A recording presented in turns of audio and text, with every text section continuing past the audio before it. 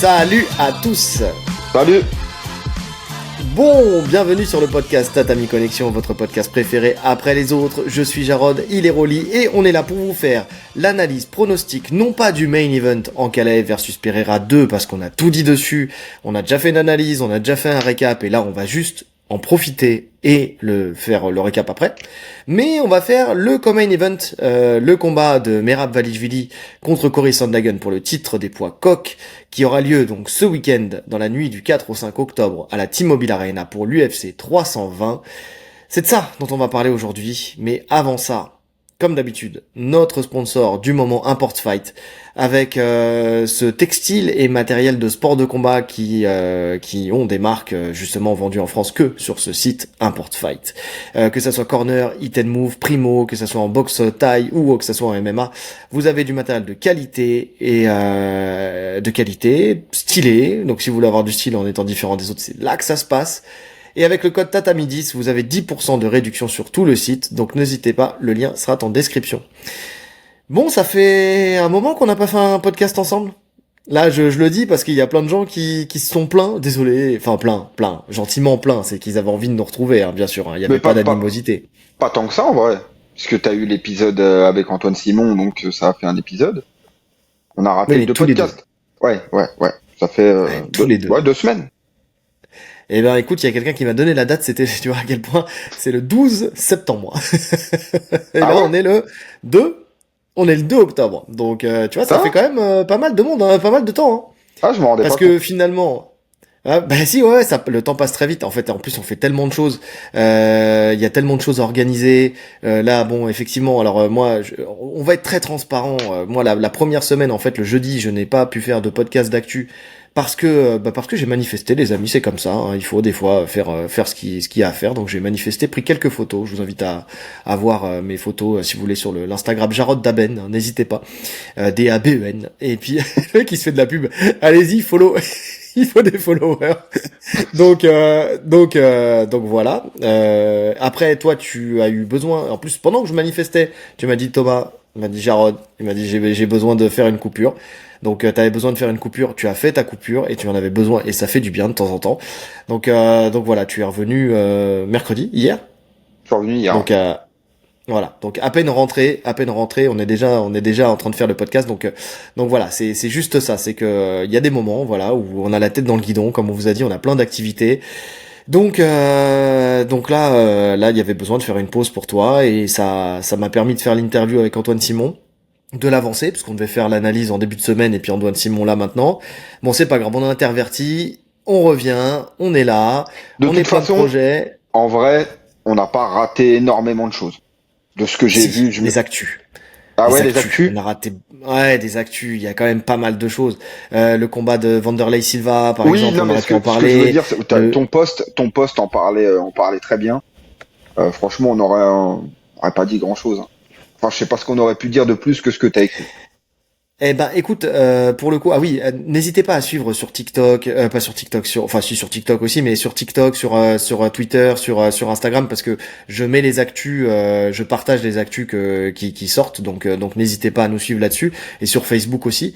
J'essaie de mettre ça un peu partout, mais si, notamment sur ce combat-là, il y a eu pas mal de choses en fait, parce que il y a le prof de capoeira de mon fils qui est portugais, enfin qui est brésilien, donc il m'a envoyé pas mal de trucs et tout. En fait, finalement, il y a eu beaucoup plus d'animosité que ça autour de ce combat-là, par exemple, tu vois, donc il y avait plein de choses à dire quand même sur le fait que Popo au début voulait pas l'affronter, puis après finalement il l'a affronté parce que j'ai même pas vu. T'as vu le combat en intégralité? Non, j'ai juste vu les highlights. T'as vu le deuxième combat, quoi. Ouais, mais en tout cas au Brésil ça fait beaucoup parler parce qu'il m'a dit que Popo c'était vraiment une légende là-bas au Brésil puisque c'est leur champion du monde de boxe. Là on est en train de faire une digression de malade mais c'est pas grave. Donc vous nous connaissez. Mais il y a eu aussi ce truc où il y a des mecs qui sortent des vidéos qui est à l'origine du problème. Tu vois où Popo commence à frapper Vanderlei Silva alors qu'il a les 2 genoux au sol. C'est lui le premier à faire une action un peu négative dans cette histoire. Mais à la fois quand tu regardes sous un autre angle on a l'impression que Vanderlei il essaie de lui faire un double leg. Donc tu sais, en fait, quand tu regardes dans ces trucs-là, en fait, il y a plein de choses, il y a tous les parties. Finalement, il y avait des choses à analyser, il y avait des choses à dire. En tout cas, une chose est sûre, c'est qu'il a pris un sale KO, une sale ouverture par le fils de Popo. Et ça, c'est dommage d'en arriver là, de voir ça, de voir ces comportements-là, surtout à cet âge-là. Bon, bref, on a vu que Verdum il était encore là aussi pour le coup. Mais bon, c'était sympa. Mais il y a eu d'autres choses, et puis là il y a des combats là qui sont sortis aussi. Faudra Ouais. qu'on fasse, va falloir qu'on fasse un épisode d'actu parce qu'il y a quand même pas mal de choses à dire. Là, l'UFC Qatar là par exemple, là c'est quand même, il y a des choses à dire. Il y a des match-up, notamment Tsaroukian contre Dan Hooker, tu vois, Ouais. il y a des choses à dire. Bref, on n'est pas là pour faire l'actu. On est là pour parler de Merab Dvalishvili contre Cory Sandhagen. Donc on va commencer, une fois n'est pas coutume, par le Tale of the Tape.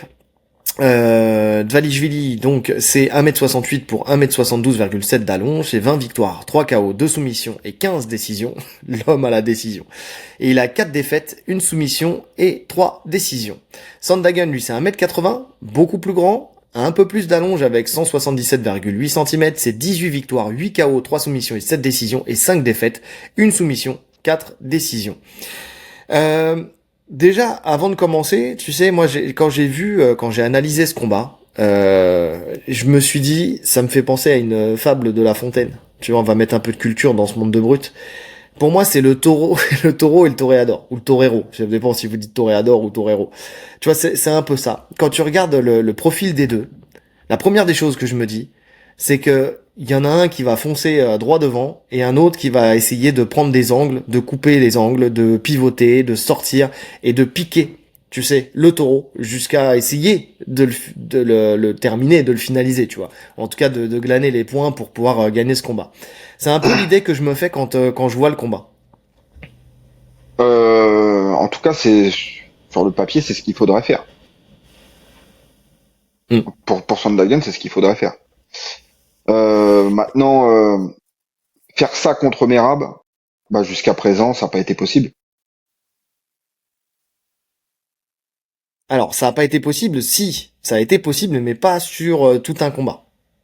Oui, bah, enfin, Euh, c'est ça qui compte, hein. Tu vois, en fait, j'ai essayé comme d'habitude, bah, comme tu le fais aussi, c'est-à-dire de regarder les match-up qui collent le plus, tu vois, pour essayer de faire une analyse la plus constructive possible. Bon, déjà, on sait que les deux, ils ont affronté Umar Nurmagomedov, donc déjà, ça donne des éléments, même si ils l'ont pas abordé de la même manière, puisque c'est deux styles diamétralement opposés pour le coup entre Sandhagen et Dvalishvili. Mais il y a surtout, tu sais, par exemple, un combat qui a été fait de Sandhagen contre Dillashaw, tu sais, avec un Mhm. profil lutteur, tu vois, meilleur boxeur que d'ailleurs que Merab, mais très bon lutteur aussi. Alors pas aussi bon lutteur que Merab, mais bon voilà. On a eu un combat de Merab contre O'Malley par 2 fois, mais surtout avec un deuxième combat où O'Malley avait trouvé des solutions dans le début du match, tu vois, dans le début du fight, où justement on pouvait se laisser croire que bah il avait fait les ajustements nécessaires pour pouvoir embêter un Merab Dvalishvili. Et en regardant ces combats-là, et puis j'ai regardé aussi ce qu'il a fait contre Figueiredo aussi, même si c'est pas la même caté de base Figueiredo et qui monte de catégorie, mais contre Sandhagen, tu vois, il y a des choses qui ont été faites qui sont intéressantes. Tu vois, il y a des choses à voir. Il y a des éléments, tu vois, qui m'ont donné envie, en tout cas, d'analyser ce combat. Parce que je te cache pas, et tu me l'as dit aussi tout à l'heure, donc on pense la même chose, que quand j'ai commencé à aborder ce combat-là, en fait, là où je me disais, à la base, waouh, il y a un match-up intéressant. Quand j'ai commencé à regarder, je me suis dit, en fait, non, il y a pas match. Je dis pas encore si à la fin c'est ce que je pense ou pas, mais en tout cas, en analysant et en choisissant bien les combats, je me suis dit, ah, il y a quand même des éléments qui sont intéressants dans ce Non, match-up. mais de toute façon, tu combats pas pour la ceinture en ayant zéro chance. Sandhagen, Mhm. c'est un combattant complet. Il est vraiment fort dans toutes les distances de combat. Euh, et surtout, il a beaucoup d'imprévisibilité. Tu vois, il est imprévisible sur plein de choses. Donc, oui, il y a forcément des chances de victoire. Maintenant, stylistiquement, tout le monde est d'accord, je pense, pour dire que Merab part avec un large avantage. Oui, oui, oui, large avantage parce qu'il a prouvé en plus qu'il avait l'avantage sur tous les profils.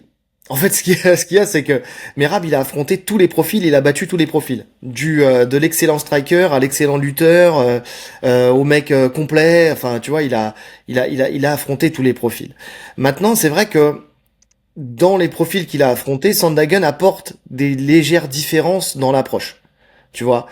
Déjà dans le striking, disons que dans le striking, tu peux le retrouver sur du O'Malley, on l'a dit, mais avec plus de volume qu'O'Malley et plus de peut-être de, alors j'allais dire de cardio, mais non, O'Malley il a un sacré cardio aussi, tu vois. Mais tu sentais que dans le deuxième combat, il était plus timide.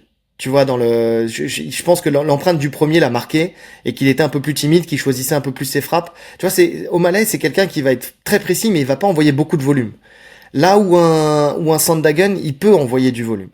Déjà, Et bon, attends, rentrons dans le... pour toi, c'est contre Merab, c'est une qualité? Ça dépend.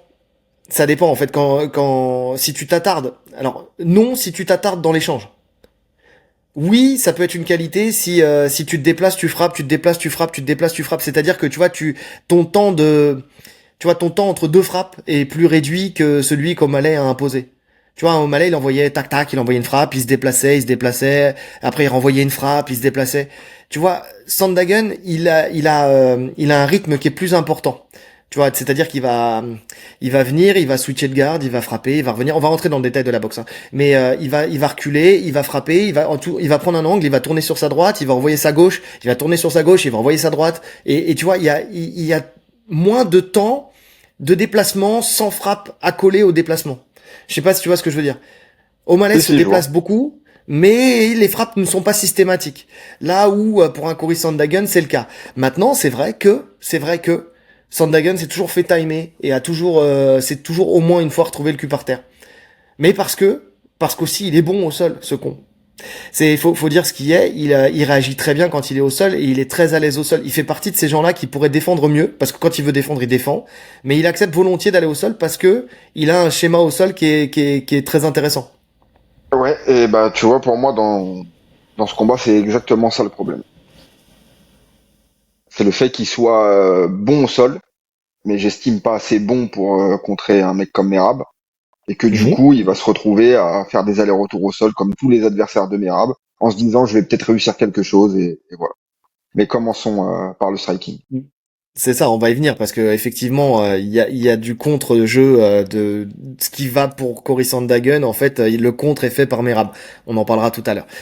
On va commencer par la boxe, comme d'habitude. Donc, Cory Sandhagen, déjà c'est un droitier, mais bon, c'est un droitier qui n'a de droitier Ouais. que de nom, parce qu'il peut changer de garde comme il l'entend, comme il le veut, il est aussi bon dans une garde et dans l'autre. D'ailleurs, il en joue énormément. Il se déplace énormément de manière circulaire, donc ça c'est quelque chose de très intéressant, soit en reculant, soit en avançant.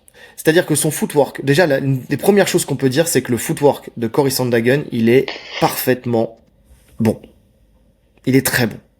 Tu sais, il est Mhm. jamais déséquilibré. Tu sais, il s'en mêle jamais les pieds. Il est toujours parfait. Tu vois, il sait toujours quoi faire. Ouais, sur Déjà ça, pour oui, commencer. il a des très bons déplacements, et on sait que c'est une des premières lignes de défense contre les lutteurs, les déplacements. Exactement. Il effectue des déplacements circulaires, on l'a dit, sur sa droite puis switch de garde. Alors ce qu'il fait, c'est qu'en général, quand il est jambe droite devant, il envoie jab, double jab, crochet, puis repart de l'autre côté. Il repasse jambe gauche et il va reproduire le schéma.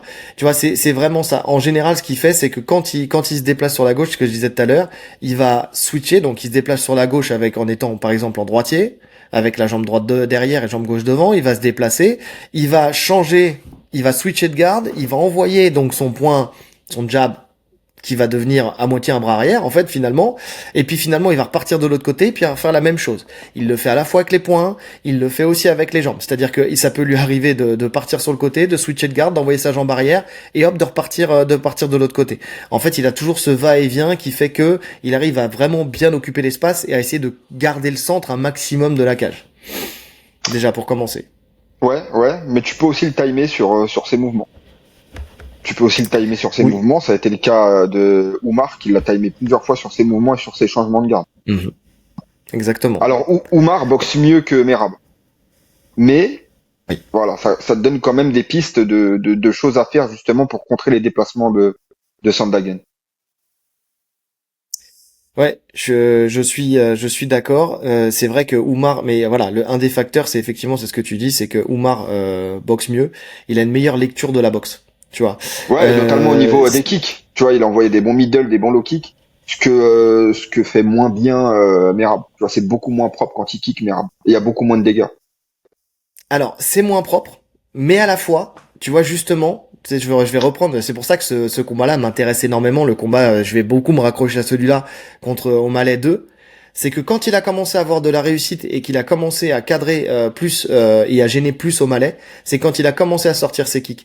Et finalement, ses kicks sont pas si mauvais que ça. Alors c'est sûr que c'est pas techniquement aussi propre que ceux de d'Oumar, Nurmagomedov, mais par contre, il s'est kické à la fois jambe avant, jambe arrière, et ensuite champ de garde, et en avançant, tu sais, il est aussi à l'aise et aussi stable des deux côtés. Et sa jambe, elle monte en middle ou en low kick, et c'est là où il a commencé à faire un peu plus de dégâts, et un peu plus cadré, comme au Malais. Parce qu'au début, Bah, ce qu'il c'est faisait l'arme très bien. parfaite, ça. C'est l'arme parfaite pour Oui. utiliser un mec qui se déplace beaucoup. De toute façon, s'il se déplace vers la droite, t'envoies gros middle, il va arrêter de bouger. S'il passe de l'autre côté, si en plus tu sais kicker des deux jambes, bah t'envoies l'autre jambe et ainsi de suite. Donc c'est voilà, si s'il a des bons middle, c'est parfait pour lui. Donc c'est pour ça que je me dis que les déplacements c'est une bonne chose, mais on a vu que sur certains profils c'est pas suffisant.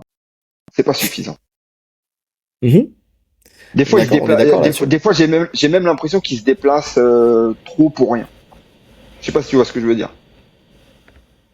Oui. Ouais, mais ça après c'est sa nature. Après il y a un élément, tiens je vais le dire maintenant parce que tu me parles de déplacement, on sait que le footwork c'est quelque chose d'important, de ce que j'ai cru comprendre. J'ai pas trouvé l'info mais je l'ai entendu quelque part, mais après j'avoue que j'ai pas eu le temps de chercher l'info à proprement dit, mais il s'entraînerait avec Trevor Whitman aujourd'hui à Sandhagen. Et si c'est le cas, ça veut dire qu'il peut aussi canaliser son footwork, tu vois, et profiter de son bon équilibrage, de son beau footwork pour en faire quelque chose de plus efficace et plus précis, tu vois. Peut-être moins tous azimuts, mais avec quelque chose de plus cadré. Tu vois, ça pourrait être très intéressant de Alors voir ça, ça, pour le l'évolution coup, avec ça. si c'est vrai, c'est une très bonne info pour lui. Parce Mm. qu'on a vu on a vu le travail de Trevor Whitman sur sur les déplacements. On parle de l'anglaise, mais c'est essentiellement sur les déplacements qu'il y a une grosse amélioration des combattants qu'il prend en main. On l'avait vu avec Kamaru, on l'a vu avec Justin Gaethje. Les déplacements, ils sont parfaits. Justement pour imposer la boxe derrière. On est d'accord. Après, là où ça peut m'inquiéter aussi, c'est que tu sais, quand t'as un combattant comme ça qui se Ça déplace peut te autant, dénaturer. c'est le fait de le dénaturer, de le canaliser, de le rendre trop propre. Enfin, trop propre. Trop Oui, académique, bien tu sûr, vois. tu sais, on l'avait vu avec quel combattant ça? Avec C'était avec Vettori, par Colby. exemple. Avec Vettori, avec Colby, avec plein de ces gars-là. Tu vois, ils essayent de cadrer un peu leur boxe, alors que leur force, justement, c'est que ça part dans tous les sens. Exactement. Donc je suis d'accord. Après, tu sais, là, je t'ai dit, j'ai regardé le combat contre Dillashaw. Dillashaw, il a pris cher contre Sandhagen parce qu'il venait s'empaler sur les frappes de Sandhagen qui à chaque fois prenait un angle parfait pour venir rentrer pile et contrer les avancées de Dillashaw. Mais il lui courait après, Dillashaw. Tu sais, il était vraiment en train de le suivre plus que que de couper sa progression. Attends, je termine et après tu. Pour le coup, Merab, même s'il a mis les kicks tardivement contre O'Malley, il a dès le début, il n'a pas pourchassé son adversaire. Il n'a pas pourchassé O'Malley. Il essayait vraiment de partir en diagonale sur le côté pour essayer de lui fermer la porte à chaque fois. Donc les déplacements étaient très bons d'O'Malley, mais t'avais pas ce truc. T'as quand même cette recherche, quand même cette intelligence dans la boxe d'aller chercher à couper la porte, justement à fermer la porte à son adversaire plutôt qu'à le chasser et à le poursuivre. Tu vois. Ouais. Vas-y. Ouais, non, juste pour, je sais pas si on peut vraiment prendre en compte le combat contre, comment il s'appelle? Contre Dillashaw. C'est dans ce combat que Dillashaw il se blesse au genou très tôt. Oui, il le blesse. En fait, c'est Et que Sandhagen qui le justement, blesse au genou. ouais, c'est Sandhagen qui le blesse. Bah, quasiment la même blessure qu'il met à Figueiredo. À Figueiredo. Et ça, c'est un élément, justement, qu'on en Ouais, parlera ouais. pour le sol. Donc il se blesse, ce qui fait qu'il réadapte complètement sa stratégie et il se transforme en lutteur, Dillashaw, il me semble. Oui, à la base, il voulait boxer parce qu'il faut pas oublier que Dillashaw, c'est alpha male, tu Ah, vois, c'est des c'est une boxeurs sacrée boxe, en boxe anglaise, c'est des Dillashaw. très bons boxeurs, bien sûr. Et c'était un des meilleurs boxeurs de cette académie. Donc d'ailleurs, on connaît la qualité de Dillashaw en tant que combattant, en tant que boxeur, mais aussi en tant que lutteur. Donc oui, il a dû réajuster après parce il lui avait fait les ligaments sur une clé de talon. Sur une clé de talon à partir de la 50-50 comme il sait très bien le faire en fait Dillashaw Sandhagen. Ouais. Donc oui, effectivement, il avait réajusté.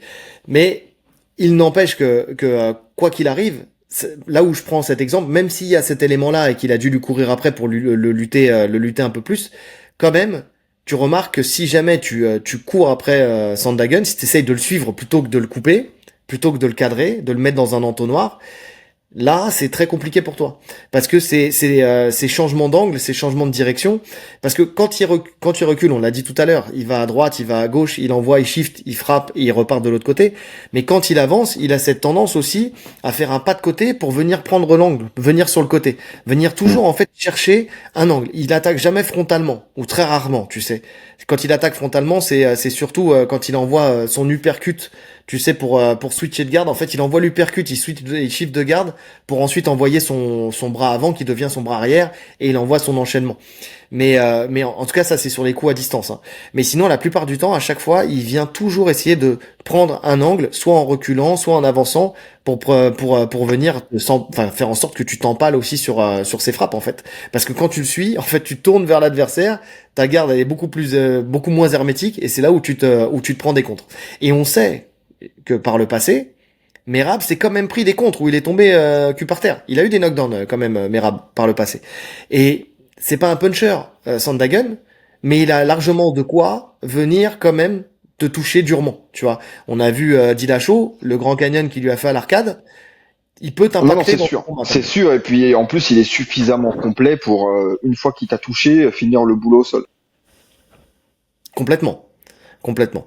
Donc parce qu'il est ultra stable. Tu sais, on parle de sa stabilité dans son footwork debout, mais au sol, il est aussi ultra stable dans ses positionnements.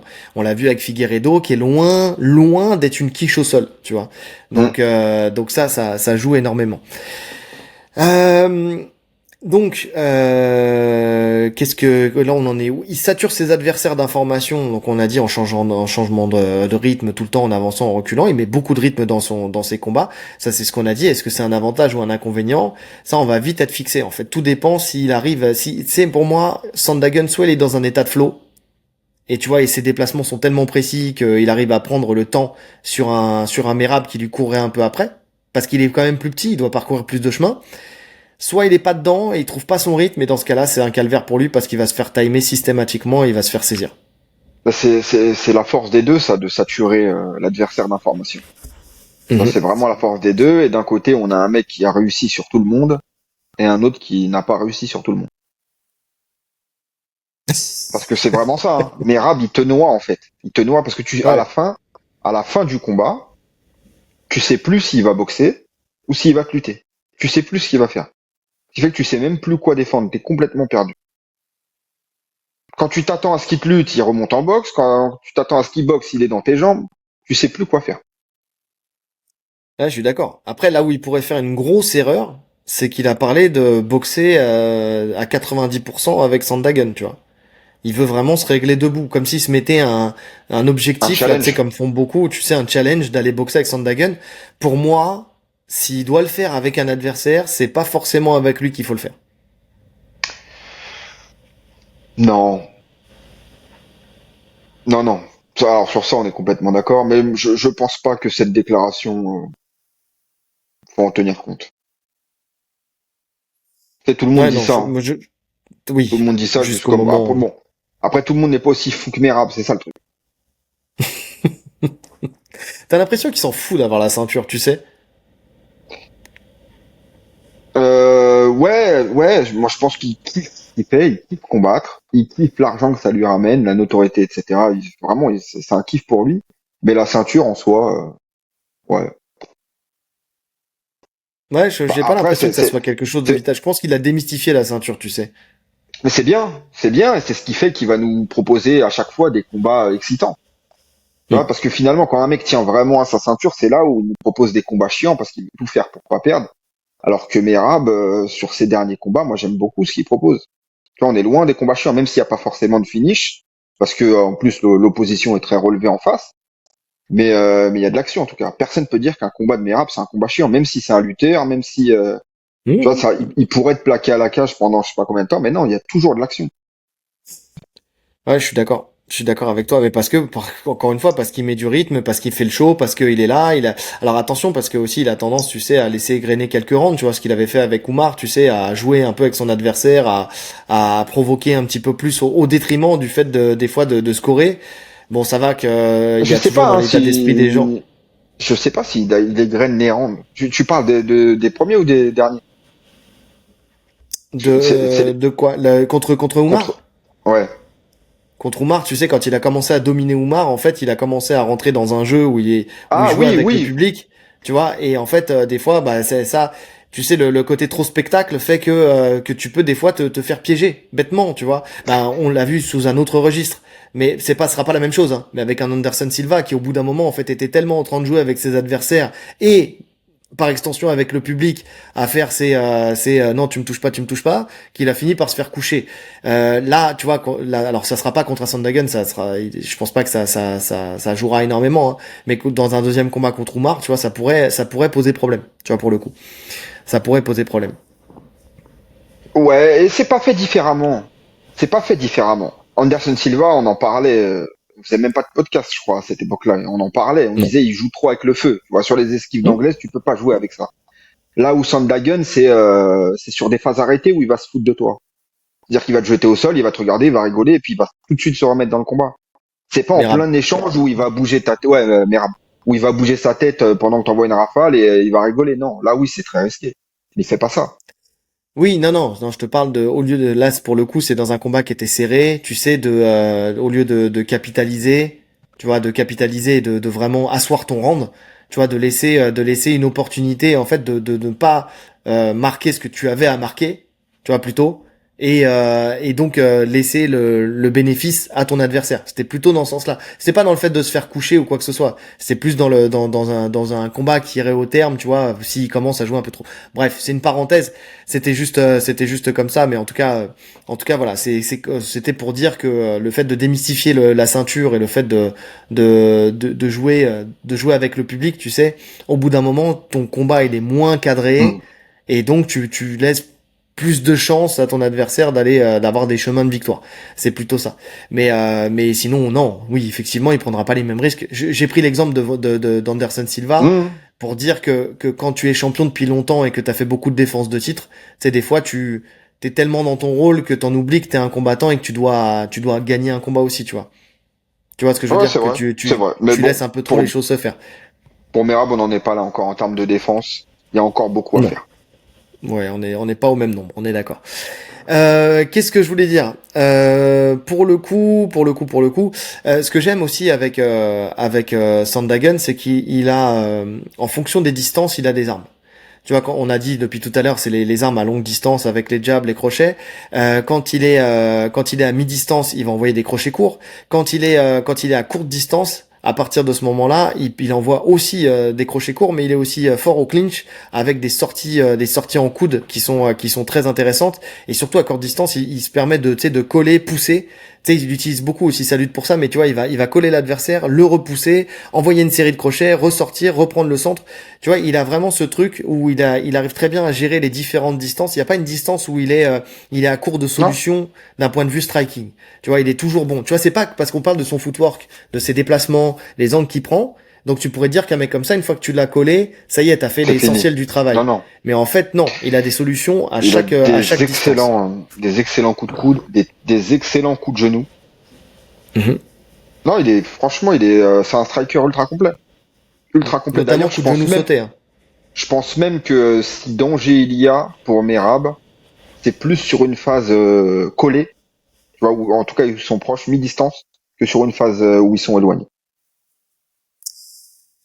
Oui, c'est possible, parce que Merab, bien qu'il ait moins d'allonge que ses adversaires, il impose une très grande distance avec ses adversaires. Parce En que fait, ça, la c'est ce peur que de j'ai la remarqué lutte, notamment. c'est la peur de la lutte. Hein. Ils ont tellement peur de se faire lutter que eux-mêmes, lui reste loin déjà, parce qu'il sait qu'il a moins d'allonge, mais eux, ils veulent tellement pas se faire lutter que eux aussi imposent une longue distance. Ce qui fait qu'ils reculent eux par crainte de son avancée, mais en fait, au début, il met une pression de présence, plus que de coup. C'est sa présence qui fait reculer. Mais la distance est tellement loin qu'ils peuvent pas le toucher. Donc je me dis que les armes à distance, ça va être compliqué de le toucher avec. Hormis les kicks, je pense que s'il y a un danger qui vient de Sandhagen, ça sera plus des kicks que de l'anglaise. Puisqu'il a d'excellents kicks, hein, on l'a pas dit, mais Il a il des est, il, excellents il, kicks, des front il kicks. sait tout faire. Front kick, Ouais. coup de pied retourné, middle kick, low kick, high kick. Enfin, il a une très grande souplesse, très grande vitesse de kick, très stable sur ses frappes. Donc, il est très complet à ce niveau-là. Tu me parlais des genoux, mais effectivement, il a d'excellents genoux sautés aussi. Quand il veut casser la distance, il envoie des genoux sautés. Sa lutte, en partie aussi, avant de rentrer plus de détails dans la lutte, elle est au service de sa boxe. C'est qu'il aime bien aussi venir chercher le single leg, coller l'adversaire, recréer de la distance, envoyer de la boxe, donc masquer sa boxe avec de la lutte. Il a ce truc aussi, tiens, on parlait de la multitude d'informations et de la saturation d'informations, ça passe aussi par là. Et ça aussi, c'est ce que fait aussi Merab, dans le Merde. sens où lui, ce qu'il fait, c'est qu'il est à distance, il impose une grande distance, on l'a dit, il fait du shadowboxing en fait, hein. Il fait du shadowboxing, il Il feinte, il envoie s'échauffe. des frappes qui mènent à rien, et puis d'un coup, il décide d'accélérer, et soit il envoie son anglaise, soit il descend dans les jambes, soit il envoie un peu d'anglaise pour descendre dans les jambes. Donc ce qui fait qu'à chaque fois, tu sais pas si ça va aller sur la ligne haute, sur la ligne basse ou haute et basse cumulées, tu vois. Ou basse et Donc haute même, là-dessus parce qu'il peut c'est très bien, il peut très bien attaquer le single. Moi, c'est ça que j'aime bien sur Merab, c'est que c'est pas ouais, un mec qui s'acharne. C'est pas un mec qui s'acharne, et c'est pour ça que c'est pas des combats chiants. On n'a pas un mec qui reste agrippé à ta jambe pendant 5 minutes. C'est-à-dire qu'il va exactement. prendre le single. Si ça tombe pas tout de suite, il va relâcher, reboxer, repartir en single, ainsi de suite. Ce qui fait que c'est très compliqué à défendre. Dès que tu commences à défendre trop, il relâche, il boxe. Tu protèges ta Ouais. tête, il repart dans tes jambes. C'est franchement, ça doit être un calvaire. J'ai revu là le dernier combat que j'ai vu, c'est contre Oumar, et tu sens que sur la fin du combat, Oumar il en peut plus. C'est un calvaire à affronter Merab. Ouais, alors je suis d'accord. Après, je pense que Oumar, et ça je l'avais dit dans l'analyse, je pense qu'un d'un point de vue cardio, il était limité par rapport à Merab et même par rapport à Sandhagen. Ça c'est leur grosse force par rapport à Oumar, Nurmagomedov, c'est que Oumar est très bon, mais il débauche beaucoup d'énergie avec sa boxe et son sol et enfin et sa lutte, et donc à un moment il finit par se cramer. Parce que même quand tu regardes le combat de Sandhagen contre Oumar, c'est en regardant ce combat-là où je me suis rendu compte que la jauge d'énergie de Sandhagen, elle était beaucoup plus forte en fin de combat sur 5 rounds que celle d'Oumar. Tu vois, ce qui fait que plus ça va, plus le combat est dur et plus Sandhagen avait de la réussite, on va dire. Et c'est là où Oumar il a été intelligent. Par contre, contre Sandhagen, où il l'a amené au sol et il l'a plus fixé au sol pour le coup, dans la garde fermée. Et ça, on en parlera tout à l'heure, mais pour moi, c'est la seule chose d'intéressante que tu as à faire avec un Sandhagen, c'est de venir dans la garde et de faire du typique lutteur au sol avec grosse pression avec les hanches et rester très bas et surtout Et, faire attention à pas te faire piéger au niveau des bras. et pour le coup, Merab peut le faire ça. Même si c'est pas ce qu'il fait le plus souvent, il est capable de le faire. Il l'a fait. Il l'a Hmm. fait. Il l'a fait contre qui déjà Où il Récemment s'est là, récemment. Oui, contre récemment. Malais, hein. Oui, je crois que c'est contre Malais. Oui, c'est contre Malais. Oui, bien sûr, c'est contre Malais. C'est ça, Ah c'est oui, contre il l'a Malais, fait, il l'a effectivement. fixé. Ouais. Mais il l'a fixé tout en continuant à mettre un gros volume de frappe. C'est vraiment ça. Ah ouais. Bah d'ailleurs, on peut en parler déjà maintenant hein, de ça parce que on en parle, donc on va pas revenir après dessus. Mais effectivement, contre O'Malley, qui a un peu le style aussi dos au sol, à attaquer très haut, à remonter sur des triangles et tout ça en étant longiligne, ce qui est un peu le style de Sandhagen, mais à mon sens moins bon que Sandhagen pour le coup sur ce domaine-là. Mais ce que faisait très bien Oumar, c'était que Merab, Merab. c'est que il venait mettre grosse pression avec ses hanches dans la garde et il envoyait donc ses frappes. Et dès que t'avais O'Malley qui essayait d'isoler un bras pour essayer d'attaquer un triangle notamment, Merab, ce qu'il faisait, il venait faire du crawl, un Hmm. gros overhand, tu sais, pour faire en sorte que son bras en fait revienne frapper, mais surtout revienne loin du triangle, c'est-à-dire à avancer son bras, c'est-à-dire vraiment faire un moulinet pour envoyer par-dessus sa frappe, ce qui fait que derrière déjà quand tu prends une frappe, tu penses plus forcément à ton triangle, mais surtout pour mettre son bras en sécurité. En fait, c'était très intéressant de voir à quel point il pouvait mettre son bras en sécurité, non pas en essayant de défendre ou en essayant de se redresser, de ressortir, mais tu sais, on le dit, pour ne pas prendre un triangle, soit tu sors les deux bras, soit tu rentres les deux bras dans la garde. Soit tu restes dans la garde, soit tu essaies de passer en double under et puis après de basculer, stack pass et tout ça. Stack pass, c'est quand tu viens tasser ton adversaire et passer sur l'angle, contourner les jambes. Et lui, ce qu'il fait justement, il cherche à retourner dans la garde, mais au lieu de juste d'y retourner, en fait, il fait du crawl. Il fait du crawl, le Merab. Très bon en natation d'ailleurs. Et donc il envoie son overhead, et derrière il prend la frappe et il se sécurise sur le triangle. Et c'est un peu ce qu'a fait Oumar aussi dans une autre, dans un autre registre. C'est qu'Oumar, je pense qu'il est plus à l'aise au sol que Merab, pour le coup. C'était un peu plus technique. Ouais, ouais, alors plus à l'aise, je le sens à l'aise, mais bon, c'est juste moins propre, moins beau, on va dire, moins peut-être un peu moins technique. Mais ce qu'il C'est fait, ça que je c'est voulais très dire par là. efficace. Ce qu'il fait, c'est très efficace. Et ouais, honnêtement, je retourne le truc dans ma tête. J'ai quand même beaucoup de mal à voir Sandhagen faire quelque chose au sol. En fait, tout dépend de comment ça arrive au sol. Tout dépend de comment ça arrive au sol. Attends, avant de parler du sol, on va juste revenir sur la partie lutte. Entre les deux, donc niveau lutte, les deux ont une très bonne lutte. Merab est juste 1000 crans au-dessus, mais mais on va pas. En fait, si Sandhagen, tu il a une bonne veux, lutte aussi. Sandhagen a une très bonne lutte pour un combattant complet. Alors, c'est pas son Oui. domaine de base, mais je le qualifie de striker, Sandhagen. Mais il a Mhm. complété son striking par une lutte et un sol qui lui permettent de rivaliser avec quasiment toute la KT. Mais il sera jamais aussi fort qu'un spécialiste de ce domaine. Et Merab, Oui, c'est le spécialiste de ce domaine. Donc de la non, il y KT. a de la KT. Donc non, il y aura forcément un très haut niveau d'écart sur la lutte entre les deux. Même si ça veut pas dire qu'il va se faire emmener systématiquement à chaque amenée, parce qu'en plus, comme on l'a dit, Merab, il n'est pas full puissant sur chaque amenée. Donc il y aura des moments où Sandhagen va s'en sortir, des moments où il va défendre, etc.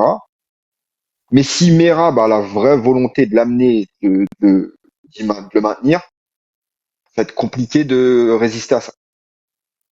Mais comme ce qui s'est passé contre O'Malley, tu vois, c'est exactement ça. Après, parce qu'il est capable de venir te charger sur son épaule, t'emmener centre cage et puis te claquer au sol comme il a fait avec O'Malley à chaque fois, quoi. Mais euh, on va dire Sandhagen, il est très bon sur les double leg, single leg. On l'a dit, il les utilise soit pour ramener, soit pour venir au contact, relâcher et venir boxer.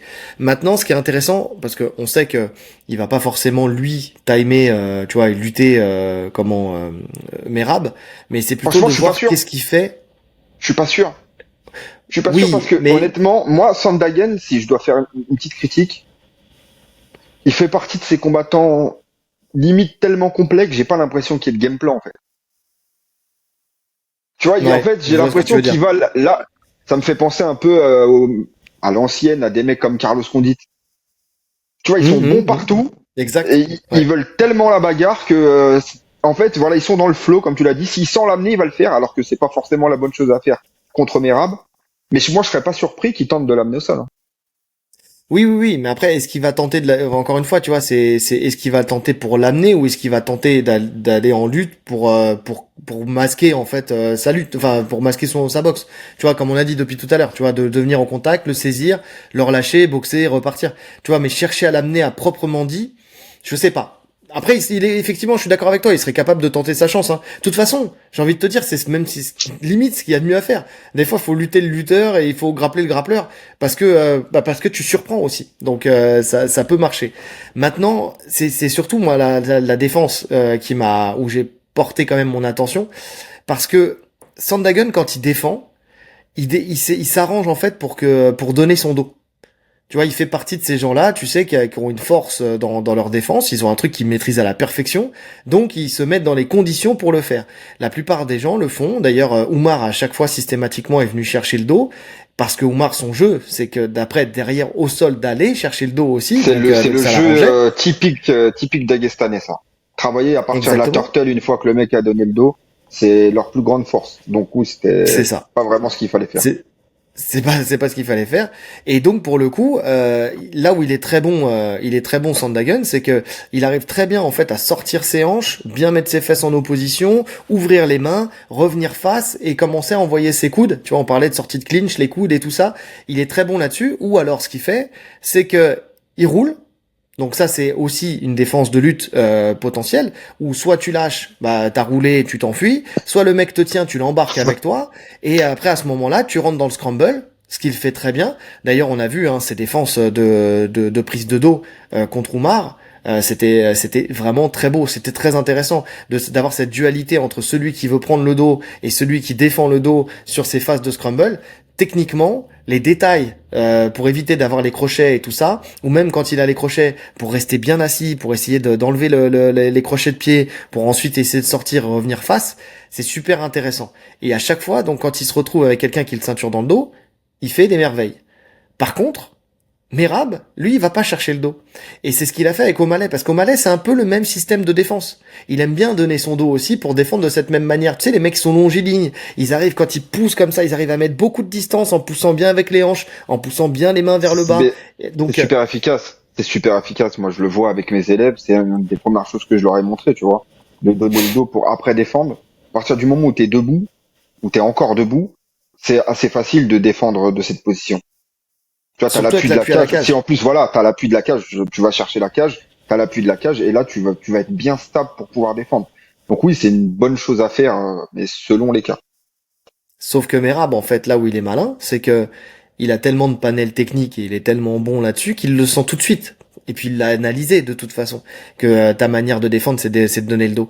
Donc lui ce qu'il fait c'est que il revient face, il crochette ta jambe et il te fait tomber sur le cul.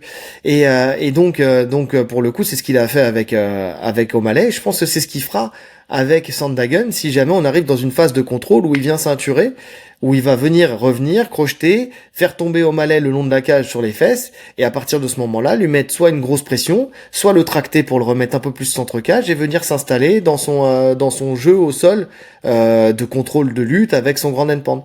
Et pourquoi pas après, bah, comme pour la suite, d'aller profiter des défenses de l'adversaire pour essayer de se relever, pour venir contrôler plus ligne d'épaule et arriver à ce qu'il préfère faire, c'est-à-dire venir saisir la tête en front headlock, soit pour la Mais ouais. guillotine, soit pour la ninja choke, comme il l'a fait avec O'Malley, parce que c'est comme ça que ça a démarré. Hein. Il vient, il le tracte, il l'emmène sur les fesses, il le tartine un petit peu.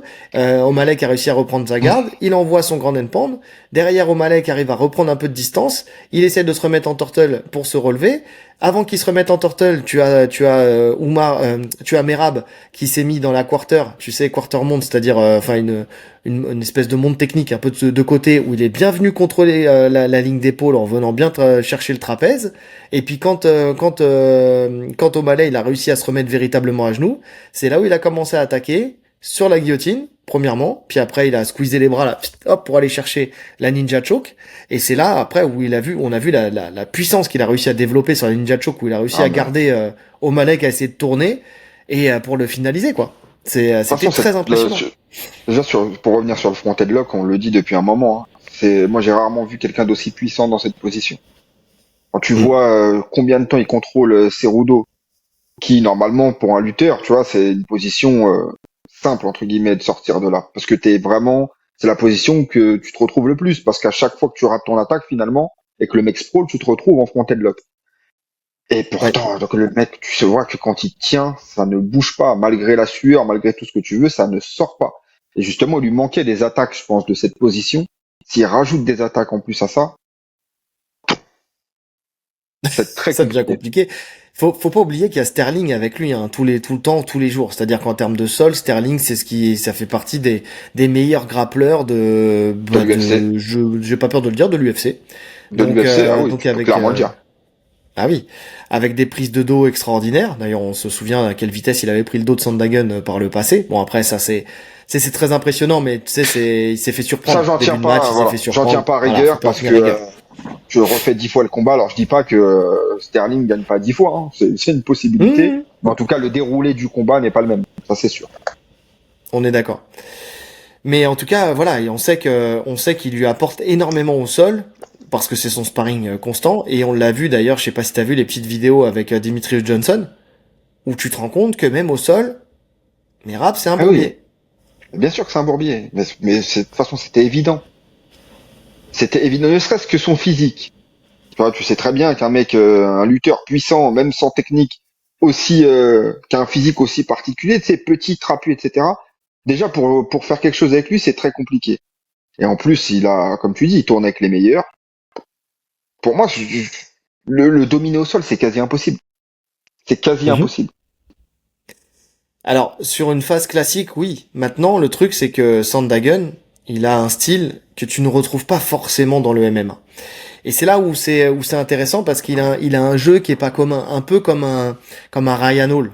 Tu vois, si on fait un comparatif parce que Ryan Hall, c'était le roi de la 50-50, de la 50-50. Alors, qu'est-ce que c'est que la 50-50? On va essayer de vulgariser un peu la chose parce que pour la plupart d'entre vous, ça vous parle pas. Mais c'est quand les deux jambes s'enfourchent Vous l'une êtes dans l'autre. en ciseaux. Voilà, vous êtes en ciseaux. Ouais, fais gaffe quand même à ce que tu fais, mais oui, on est en ciseaux avec la jambe qui recouvre de l'intérieur vers l'extérieur pour chacun. C'est-à-dire que chacun a sa jambe qui recouvre de l'intérieur vers l'extérieur en étant chacun d'un côté et de l'autre. Enfin voilà, on est face à face. Imaginez, vous êtes face à face, légèrement décalé et avec notre jambe qui s'enroule de l'intérieur vers l'extérieur. Lui, la sienne d'un côté, moi la mienne de l'autre. Et à partir de là, il a un jeu qui est très abouti où il arrive à rouler. Déjà, faut savoir que quand il fait sa roulade là, son Gambi roll pour essayer de sortir des techniques de lutte quand c'est ceinturé, soit il arrive à sortir classique, soit quand ça arrive au sol et que l'adversaire il a réussi à suivre, lui ce qu'il fait c'est qu'il se remet face à l'adversaire et il travaille de la garde. Et donc soit il est dans la garde fermée, il attaque triangle Juji, donc il est très fort là-dessus, triangle Juji omoplata, enfin la classique, il monte très fort ses hanches pour pouvoir attaquer, il est très bon là-dessus. Et quand tu te redresses, c'est là où il commence à s'enrouler dans tes jambes. En fait, si t'es à distance basse, il va s'attaquer à ton haut du corps avec triangle, juji et tout ça. Et si tu commences à te redresser ou que t'essayes de fuir, à partir de ce moment-là, c'est là où il s'enroule dans tes jambes, tu vois, pour venir attaquer sa 50-50. Et de là, c'est un bourbier parce que déjà il attaque la clé de talon assez facilement et avec beaucoup d'efficacité. Alors il fait pas taper forcément, mais tu sens qu'il crée du dégât. Enfin tu vois, ils peuvent vite te faire sauter un genou, mais surtout il a cette faculté à tourner, tu sais, il a une bonne puissance de hanche, hein, parce qu'il arrive à t'enrouler avec lui, à tourner pour revenir au-dessus. Quand il arrive au-dessus, il vient, il attaque le leg drag et du leg drag après il commence à passer ta garde ou alors sinon il met la pression, tu sais, façon Joseph Chen. Alors bien avant Joseph Chen, il faisait ça, enfin que Joseph Chen montre ça, mais tu sais avec en étant dans la demi-garde, mais avec en étant assis sur le coup de pied de l'adversaire, mettant une grosse Mm. pression sur le tibia avec ses hanches. C'est ce qu'il a fait à Figueiredo pour être très stable et commencer à travailler de là, parce que Figueiredo lui forcément, bah il a bien ramené les genoux à la poitrine, très bon au sol, mais il a réussi à se faire contrôler et surtout à pas réussir à renverser Sandhagen qui casse bien les angles pour justement essayer de t'enlever ce crochet, de faire en sorte de bien suivre tes actions quand tu essaies de renverser. En même temps, il est longiligne, donc il arrive à te mettre du grand end pound, il arrive à te placer quelques coudes.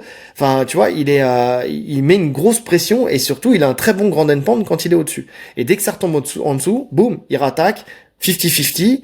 Et c'est comme ça qu'il a fini parce qu'en plus il met une grosse pression, la 50-50, on fait des balanciers, tu sais, pour essayer de faire chuter l'adversaire sur les fesses. Et lui, il fait un balancier en mettant une grosse tension sur le genou de l'adversaire. Et c'est ce qui fait qu'au bout d'un moment, bah, ta jambe, eh ben, si tu sais pas te placer correctement en 50-50, ton genou, il saute.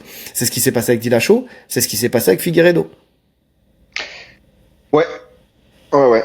Maintenant, je pense que cette position en particulier, il est dans quel club, Merab? Bah, il est dans le club comment il s'appelle? Bah, C'est qui le coach? le head coach, c'est, ah mince, comment il s'appelle? Ouais, tu me demandes à moi des noms. C'est Matsera. Putain, c'est Matsera. Matsera? D'accord, ok. Mais non, mais oui, enfin oui, il y Matsera. a Matsera, mais c'est son coach dans son coin, c'est pas Matsera, c'est lui que je cherchais. Merde. Attends, je vais retrouver. Vas-y, est-ce que je vois où tu veux en venir? Vas-y, Quand tu dis on Matsera, je vois retrouve. où tu veux en venir. Vas-y, je cherche. Ouais, bon, t'as compris.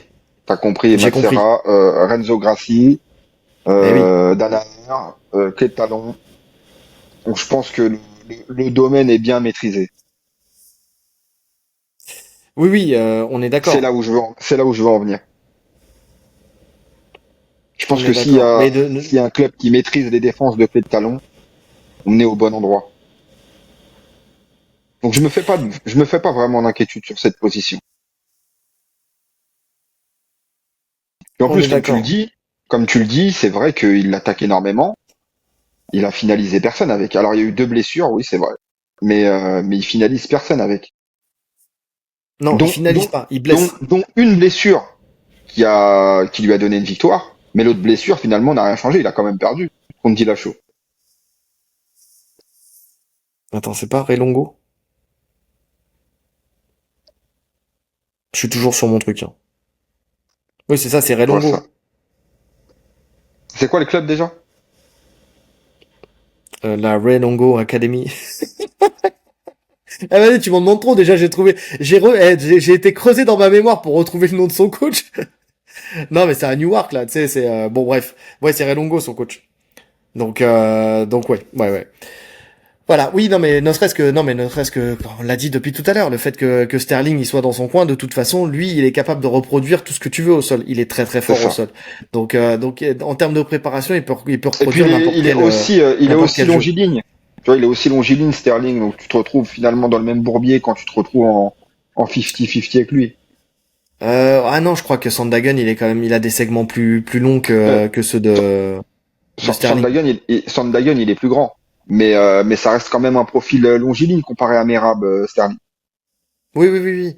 Après, je suis d'accord avec toi, mais à la fois le jeu en 50-50, tu vois, c'est pas même dans le jiu-jitsu brésilien, un bon jeu 50-50, tu le retrouves pas systématiquement. C'est quand même pas évident, tu vois, de le reproduire, tu vois, enfin, de la manière dont fait Sandhagen. Parce que c'est quand même pas le jeu de Sterling. Alors oui, bien sûr qu'ils ont les clés pour le désamorcer, d'un point Mais de vue technique, ouais, c'est-à-dire je viens, je pousse le genou, je me remets sur mon genou, je viens mettre mon bras à l'intérieur de ses jambes, tu sais, enfin tu sais pour décroiser les pieds, et puis de là je me relève, et puis tu vois, le jeu technique on l'a tous, tu vois. Mais c'est vrai que quand tu te retrouves avec quelqu'un qui maîtrise la 50-50, c'est quand même un sacré bourbier. non mais Surtout ce quand il que je veux te commence dire, à partir en, tu sais, pas en Kiss of Dragon entre guillemets, tu vois ce que je veux dire. C'est pas le Kiss of Dragon, mais tu sais qui commence à s'enrouler avec toi, qui ouais, commence à t'embarquer, il te fait vriller le genou, il te fait vriller la hanche. non Tu mais vois, c'est quand même un truc un peu particulier. je vois ce que tu veux dire, mais ce que je voulais dire, c'est qu'en termes de salle d'entraînement, il a pas que Sterling et il a vraiment tout à sa disposition à cet endroit-là pour trouver des mecs qui maîtrisent la 50. Ouais. Alors, à New York, oui. Après, dans la salle, je sais pas. Tu vois, parce que même Serra, tu vois, c'est un excellent mec au sol. C'est pareil, c'est Renzo, c'est ce que tu veux. Mais tu vois, ce que je veux dire, c'est que encore une fois, oui, il y aura les éléments pour. Après, Ah, moi, je suis confiant. des sparring t'en trouveras. Non, mais des sparring t'en trouveras. Mais tu iras peut-être les chercher ailleurs. Tu vois, t'en auras peut-être pas dans une salle de MMA, parce que là, ça reste quand même une salle de MMA, c'est pas une salle de grappling. Même si t'as des mecs forts au sol, c'est pas du. Là, tu sens que en fait, c'est ce que j'aime après avec Sandhagen, hein, c'est que son sol, c'est un sol pur JJB. Tu vois, c'est pas un sol MMA, un bon sol MMA. Ce qu'il met en place, c'est un sol pur JJB auquel il a accolé du Grand Pound. Tu vois.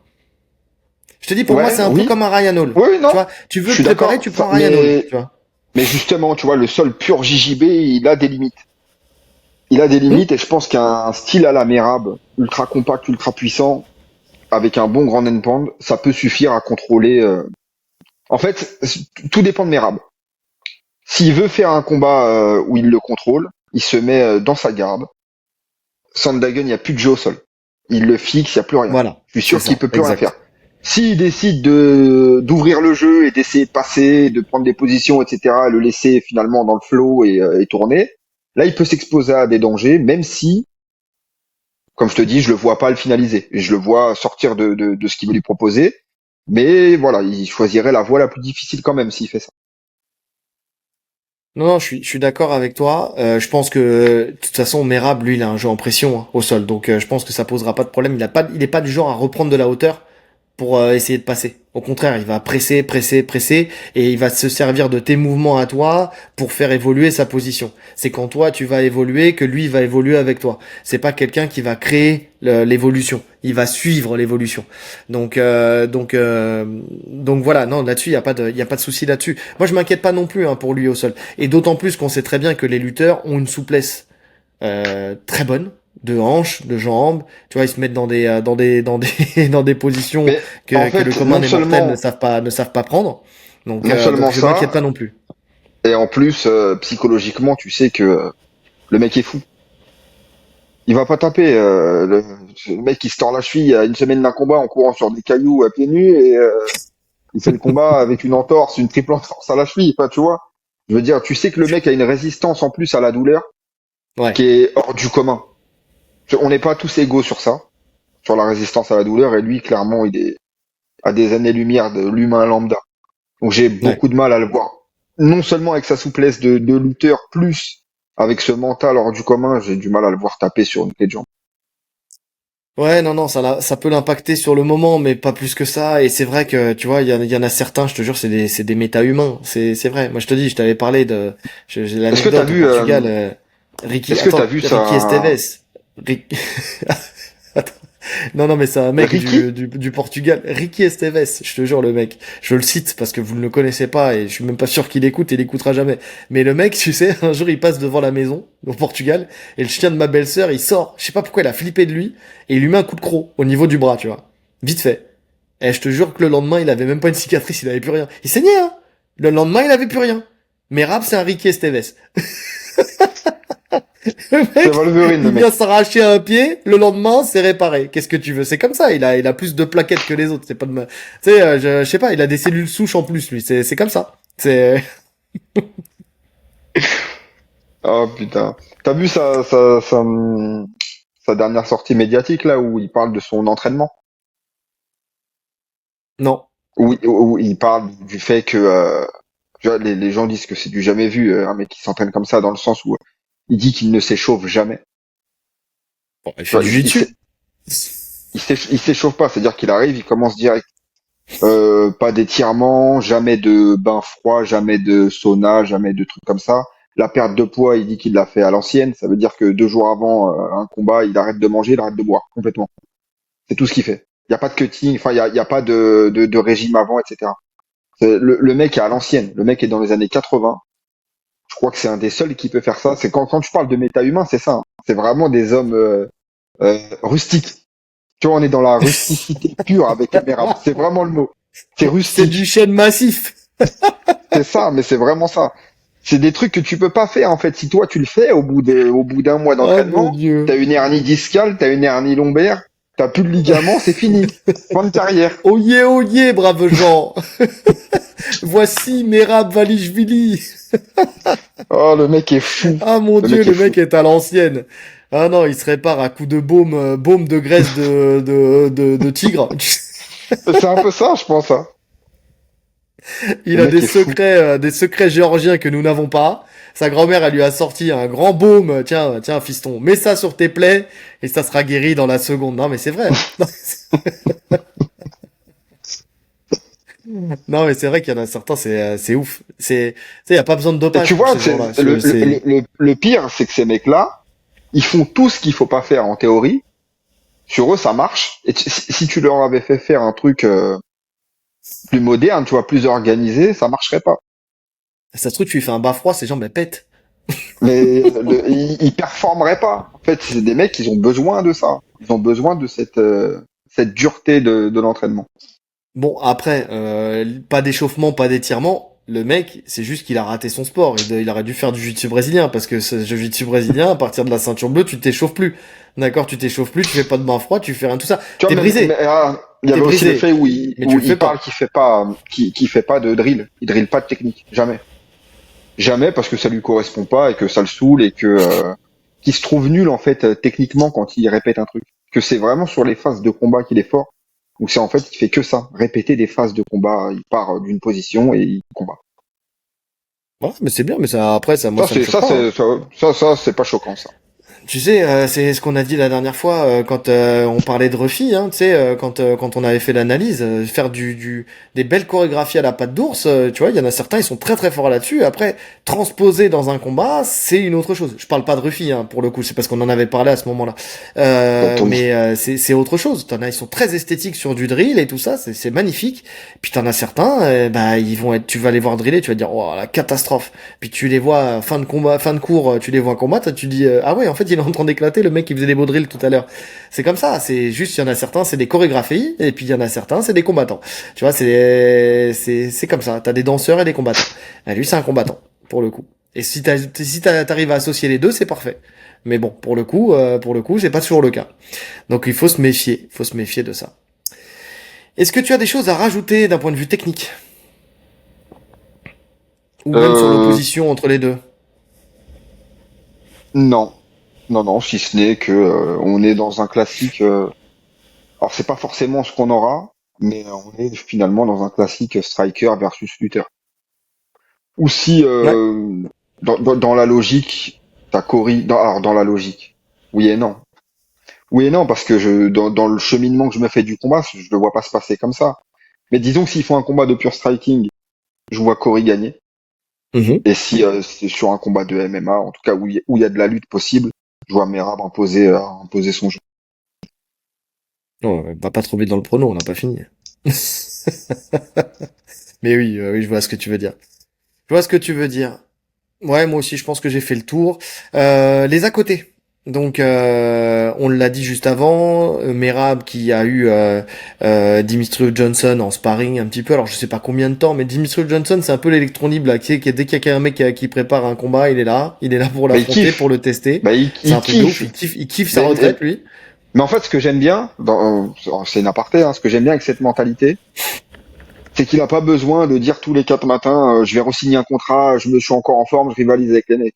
Non, non, Hmm. il a pris sa retraite, il est ferme avec ça, mais son statut et son niveau lui donnent l'opportunité de tourner encore avec les meilleurs. C'est-à-dire qu'il le Ouais. fait pour lui. Il le fait pour lui. Les vidéos, si ça sort, ça sort, ça sort pas, je pense qu'il s'en fout. Lui, son kiff, c'est de tourner avec les mecs qui sont encore en place. Puis il voit qu'il est encore là, et puis on le voit dans les vidéos, il est loin d'être ridicule avec tous les mecs avec qui il tourne. Clairement. Ouais, mais c'est Demetrius, Et tu sais ce que j'aime aussi grand, avec grand lui? champion. C'est que il tape, tu vois. Tap out, tu vois. La vidéo elle va sortir, il en a rien à secouer. Il a Oui, mais démystifié le parce truc, qu'il, quoi. mais il a Il est plus là rien à pour prendre du prouver. plaisir. Mais oui, Il il a est là plus pour rien à... prendre du Mais il l'a plaisir. dit de toute façon, il est retraité, et il assume son statut de retraité, il n'y a pas de souci avec ça.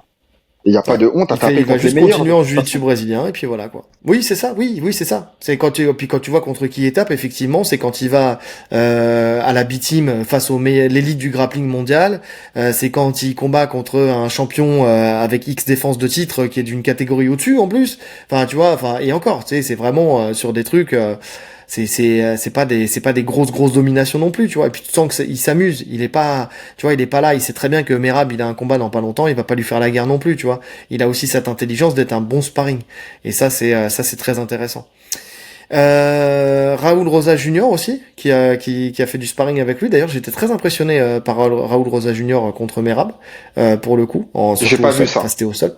Ouais, c'était très intéressant. Il le dit, Merab, dans les à côté, tu vois, on parlait tout à l'heure de son statut de champion.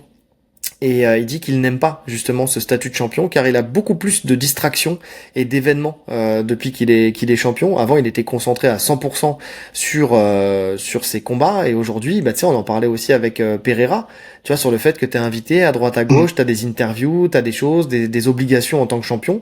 Et en fait, il en profite, hein, il kiffe, hein, mais ça le gêne un petit peu, tu vois, En fait, il faut dans être sa préparation des combats. soyez des champions comme Pantoja, où l'UFC en a rien à foutre de vous, comme ça vous êtes invité nulle part. Vous prenez juste le salaire et puis fin de l'histoire. Ouais, enfin après quand t'es invité et tout ça, tu quand même tu touches de l'argent quand même. Hein. Tu te fais des petits plus, des petits à côté quand même. Mais ouais, d'ailleurs, je crois qu'il est pas fermé à affronter, Pantoja un jour ou l'autre. Ça c'est un combat, soit à monter, soit à descendre. Il serait capable de descendre et donc il devra jeûner pendant 4 jours au lieu de 2. Mais en tout cas pour le coup, pour le coup, pour le coup, c'est un combat qui m'intéresse énormément pour, Mais à grave, voir par la suite. Pour mais l'instant, il se grave. concentre sur Sandhagen, mais j'aimerais bien voir ça. Mais bon, alors stylistiquement, c'est un combat qui m'intéresse, mais je pense que la différence de poids, que ça soit lui qui monte, il serait beaucoup trop désavantagé, et que ça soit l'inverse, il y aurait un trop gros désavantage aussi, malheureusement. Ouais, je suis d'accord. Il y a des combats comme ça. Il y a des KT où c'est moins facile de faire des Ouais. transitions. Donc ouais. Sandhagen, petit fun fact dans les à côté. À part Frankie Edgar qui était en fin de carrière et Figueiredo qui était un champion du dessous, il a perdu contre tous les anciens champions, que ça soit Sterling, que ça soit Dillashaw, que ça soit Petr Yan. À chaque fois Et qu'il a ouais, affronté un champion ou ancien champion, il a toujours perdu. c'est ça le truc. C'est ça le Ouais. truc, et d'ailleurs je me disais, j'ai pas eu le temps de checker parce que j'ai fait les notes en vite fait. C'est quoi sa dernière victoire à Sandhagen? C'est Figueiredo? Figueiredo. Ouais. Ah, tu vois. Pour moi, normalement, c'est pas suffisant à obtenir un title shot. Ouais, mais parce que le problème, En c'est fait, que ils font le Oumar combat parce qu'ils veulent pas faire de re-combat contre, ils veulent pas faire des énièmes revanches et que c'est un profil qu'il a pas affronté. Donc oui, c'est intéressant, hein, je remets pas en question ça. Moi, je suis content de voir un nouveau combat, un nouveau profil contre Merab. Mais mais ouais, tu vois, finalement, c'est toujours l'éternel numéro 3-4 Sandhagen. après, ouais, c'est Il y a, un il y top a, il y a 5 trop, éternel. il y a trop.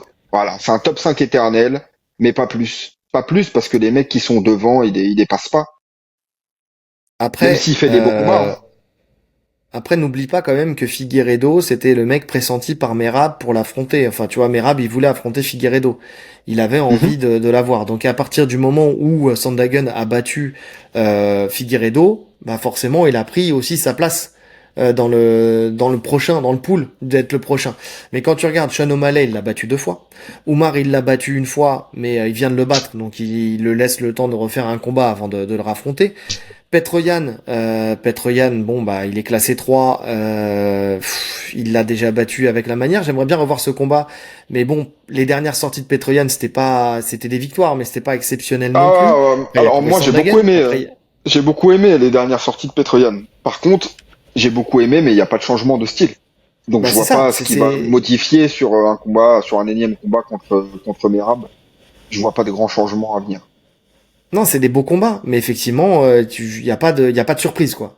Il y a pas ce truc où tu dis ah peut-être que. Il y a peut-être un élément où tu te dis peut-être que. Après, t'as Song Yadong, t'as Davidson Figueiredo, Marlon Vera. Après, moi, ce que j'attends, c'est, tu vois, un Mario Bautista qui va monter. Bah, Eman Mario Bautista, Zahabi, tu vois. il combat là. Il combat contre Omar. Il combat Contre Omar. contre Combat Oumar. là, Exactement, le au combat à prochain venir. UFC là. Ou Donc, c'est ça, tu dans deux vois. UFC, un truc comme ça. Le 321, c'est celui d'après. Ouais, bah c'est ça. Donc, donc effectivement, en fait, c'est là où on va savoir qui est le prochain prétendant. En fait, c'est ça, je pense qu'ils ont attendu d'avoir le résultat de ce combat-là pour savoir quel serait le prochain prétendant. Et puis après voilà, après tu descends dans les fins fonds du classement. Donc finalement, Cory Sandhagen s'imposait de lui-même, tu vois. Oui, non, mais je suis pas contre le combat, hein. Je suis pas contre le combat. Oui, Je te dis juste que c'est la KT et les événements qui font qu'il a le combat. Mais si on se base uniquement sur les noms qu'il a battus ou non, pour moi, il n'est pas légitime à combattre pour la ceinture tout de suite. ouais, ouais, je suis d'accord. Enfin, tout de suite, ouais, oui. Une nouvelle fois, en tout cas. Ouais. Donc ouais. Non, je suis d'accord. Maintenant, attention, parce que tu sais, des fois, des surprises, ça arrive, ça Hmm. arrive. Et d'ailleurs, est-ce qu'il y aura une surprise? Prono? Passons au pronostic. À moins que tu vois un autre à côté. Non, pas d'autre à côté. Eh ben, écoute, pronostic, si je dois te donner un pourcentage, je suis vraiment très sûr, hein. Je vais partir sur du 90-10. J'ai pas mis de pourcentage, c'est 90-10, rare. ouais, mais j'en ai mis juste histoire de faire comme toi, parce que je pensais que t'allais en mettre un.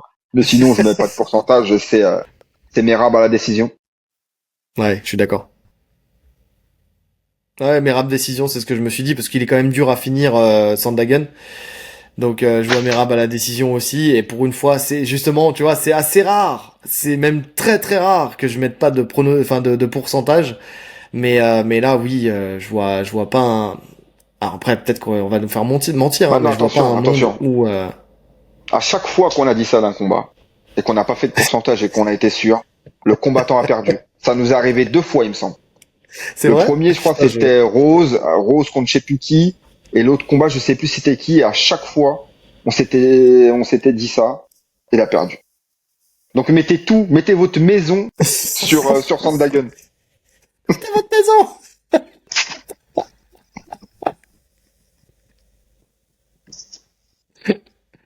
Ah mon Dieu. Ah vous aussi vous avez la ref, vous avez la ref. Donc oui, ouais ouais effectivement. Effectivement, c'est vrai que c'est vrai.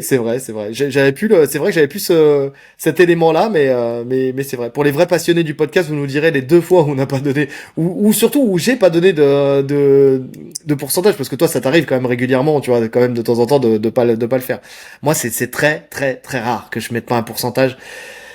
Mais c'est vrai que là, ouais, je vois pas un monde où c'est possible que ça passe. Maintenant, ça reste du MMA et le MMA, malheureusement, c'est un sport qui est très incertain. Il y a trop de phases où les combats peuvent évoluer dans un sens ou dans l'autre, quoi. Donc bon.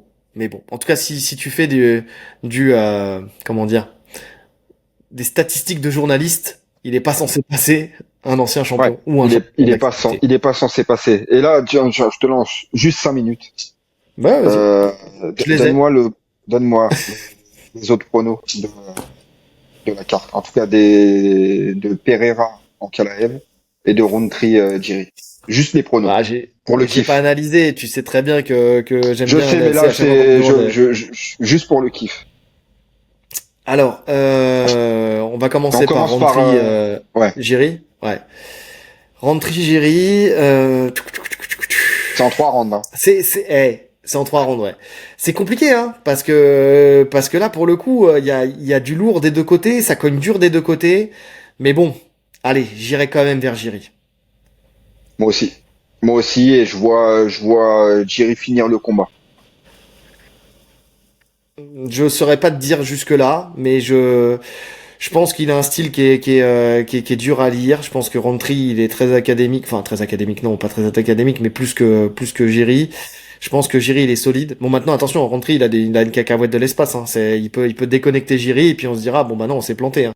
Mais pour le coup, je trouve qu'il a plus d'armes, Jiri, et qui peut l'amener aussi dans des eaux profondes, même au sol. Ouais. Moi, Donc bon. Je vois un finish au 3e round pour Jiri. Ok. Ce qui est fort possible, hein, c'est un peu son ratio du moment, hein, Hmm. d'arriver vers le troisième round et de finaliser fin de deuxième, début de troisième. Donc ouais. Et après pour Ankalaev Pereira,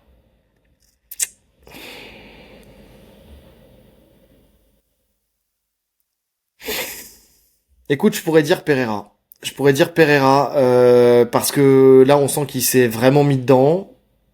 On sent qu'il a pas aimé les sorties médiatiques de d'Ankalaev. Que à mon avis il s'est vraiment entraîné fort. Et que s'il est sur les bons rails, déjà tu vois sur sa perte de poids par rapport à d'habitude, il était affûté beaucoup plus tôt. J'ai l'impression que là, il s'est vraiment dédié à l'entraînement.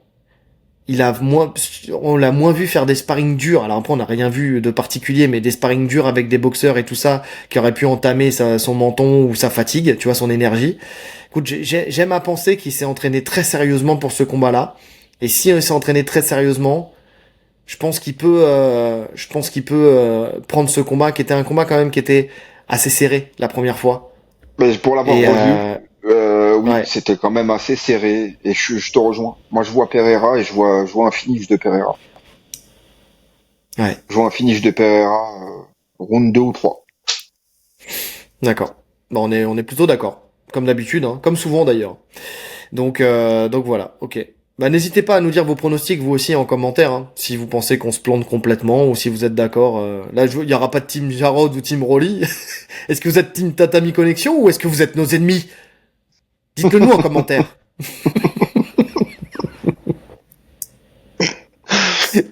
Le mec est en roue libre. Tu sais, hey, j'en ai plus rien à foutre, les gars. Ok? Je m'en fous. Ok? Moi, je veux du clic. Alors, on va commencer à faire du trash talk. On va trash talker tout le public. Je te jure. Je te jure. Non, mais en tout cas, ouais, non, c'est intéressant. Moi, cette UFC, je vais passer un week-end. Non, mais laisse tomber. Je sais pas dans quel état on va me ramasser lundi, mais ça va être compliqué. Parce que les amis, il y a le Sakula Flow qui a lieu samedi soir à partir de 19h, je crois, quelque chose comme ça, qui sera en live sur YouTube, je pense. J'avoue, j'ai pas tous les éléments, mais en tout cas, je vais commenter en live le Sakula Flow, donc une compétition de grappling, enfin un gala de grappling très très intéressant. Le CKF Student, True Student. N'hésitez pas à aller chercher sur Instagram et tout ça. De toute façon, bientôt ils vont partager les stories et tout, enfin en tout cas les affiches, je vais les repartager. Et c'est plutôt cool. Donc ça va prendre une bonne partie de la soirée. Je pense la dernière fois ça a fini vers minuit, 1h du matin, quelque chose comme ça. Et derrière il y a l'UFC. Je vais essayer de le regarder en live, en tout cas de regarder le main event, enfin la main card en live parce que ça m'intéresse énormément. Je sais pas si je vais l'assumer, mais en tout cas voilà. Puis le lendemain j'ai des élèves qui combattent en la CFJJB. Donc ouais, c'est chaud. Le week-end il va être très très compliqué. Il va être très très dur. Souhaitez-nous bon courage. Enfin souhaitez-moi bon courage parce que toi ouais tu travailles samedi soir aussi. Mais bon. En tout cas c'est différent. C'est pas moins facile, moins dur, moins plus difficile ou quoi que ce C'est soit, on différent. verra, mais ça va être intense, ça va être très intense. Donc voilà. Que dire de plus? Je préfère vous préparer psychologiquement aussi. La dernière semaine des vacances, pour ceux qui sont sur Paris, donc la semaine du 28, c'est ça? Ouais, c'est ça, c'est le 28, 27, 28, octobre. Je prends de Ouais, l'avance. c'est ça. Ouais. Le 28, du 28 octobre au 3, je serai à Rome avec mes élèves pour l'IBJJF, pour une compétition IBJJF. Donc c'est pareil, il y aura peut-être un petit trou dans la raquette au niveau des podcasts, parce que je suis pas sûr que la connexion internet elle soit exceptionnelle là où je serai. Donc voilà, ça nous fera, je vous prépare psychologiquement, il y aura une deuxième petite période de pause, mais ça c'est pour des raisons professionnelles encore une fois et C'est quand? C'est le 28? pour une compétition. Je pars le 28, je rentre le 3. Bon, ça va, ça va. On aura le temps de débriefer de Gann à Spinal, etc. Les trucs vraiment importants seront faits. C'est quelle date déjà, Ghana Spinal? C'est le 21 octobre, je crois. En tout cas, c'est dans le 20 octobre, mais c'est pas à la fin du mois. Il me semble, hein. Attends, je vais te dire 21, ça tout de suite. 22, un truc comme ça. Ouais, c'est vrai que j'ai pas anticipé ces petites choses-là. Ah, mais ce début de saison, il est c'est extraordinairement chargé.